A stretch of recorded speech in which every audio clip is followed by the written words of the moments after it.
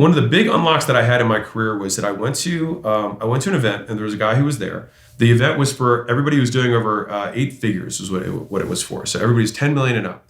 And at the time, Layla and I had just started making money. I'm talking like within the last 12 weeks, and everything just started taking off, right? I finally got the last piece to connect.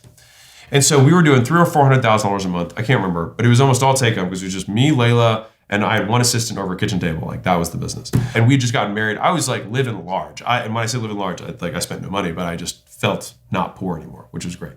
So anyways, I go to this thing. I was like, I don't even know if I should be here. I'm definitely not making that. They're like, oh no, you're gonna be way past that. And I was like, I'm glad one of us believes that. I was just trying to ride this rocket with both hands.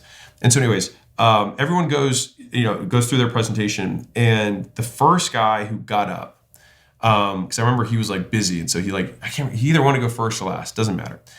And he gets up there and he starts by saying like, so we did $35 million in revenue last year, and I was like, what? $35 million?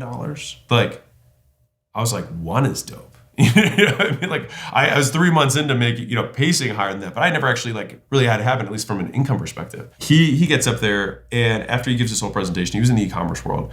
Someone asked him, so where you're at now, like, what are you doing to invest in your education? Like, what are you doing to invest in learning? And he said, I made a decision a long time ago that I would have a learning budget. And so every month, whatever percentage you're comfortable with, he's like, maybe it's 1%, maybe it's 5%, maybe it's 10% of my income. He said, I force myself to spend it. And I spend it in a way that's testing something that I think is cool. And so that might mean he's like, I'll test a new ad strategy, knowing that it probably won't work, but I'm willing to lose that money to continue to experiment and stay ahead. What's crazy is that